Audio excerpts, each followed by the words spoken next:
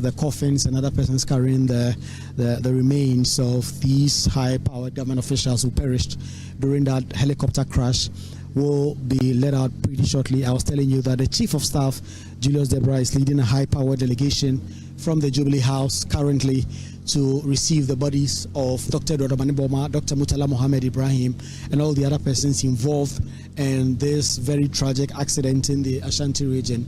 And so the moment from that is going to happen, there are a couple of tables that have been arranged. The last time you came to me, we had that, and it is ready. There are a number of military officials that will go in the flight and carry the bodies one after the other and put them on those tables. Before there will be a traditional, there will be some religious rites there. I've seen an imam, I've seen a Catholic priest, I've seen a pastor here. They are all here ready to actually pray on the deceased persons before they are led into the hearses that have all packed here, before they will be taken perhaps to a hospital. We do not have an understanding which hospital or which morgue.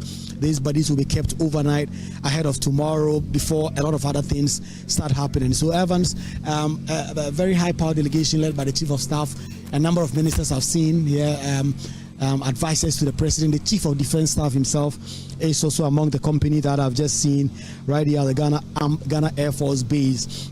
And any moment from now, that the Ghana Air Forces, the Armed Forces plane should be opened for the bodies to be taken out. A number of military officials have already gone in as they work on getting the coffins and other things ready and prepared appropriately for them to be brought out. So Evans, it's a really somber mood here at the Air Force Base.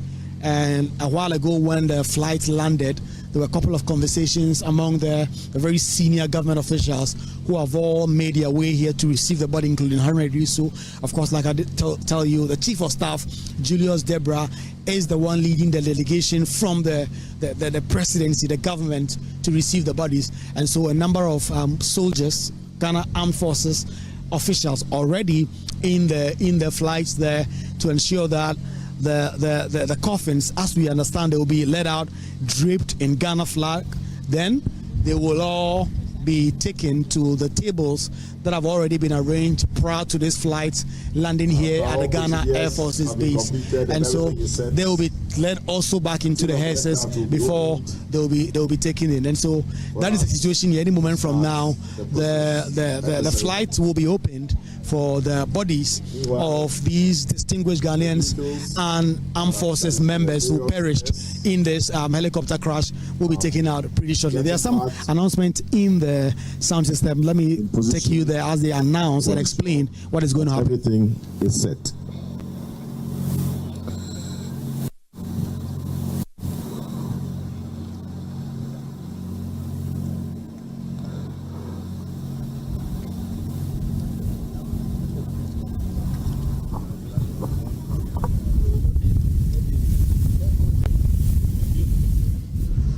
So any moment from now, we expect the doors to this Ghana Armed Forces flight to open so that these bodies will be brought out.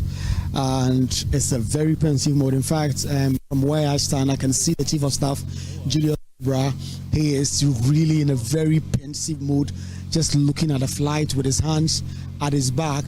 The ministers also here, a lot of them looking on the floor. Haruna Idrisu, so I can just see him doing his usual mannerism and his gestures, but you can just sense the tension and the somberness of the situation here at the Ghana Air Force Base right here at the Bema Camp.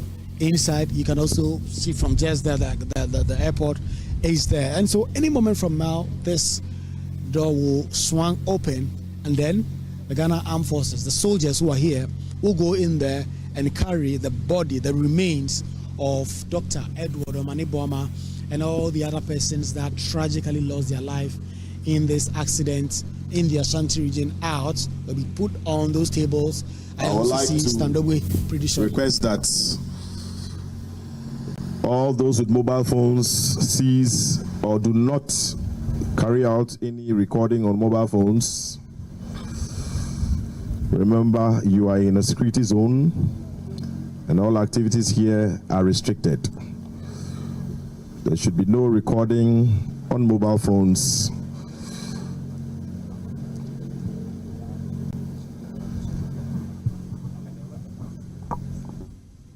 So that's an announcement that's just bled in the sound system, warning all the other persons who have converged here not to record what is just about to happen with the flight doors about to open on their mobile phone. Of course, we are allowed to carry this live. We are now set. Okay. And we await the opening of the tail of the aircraft.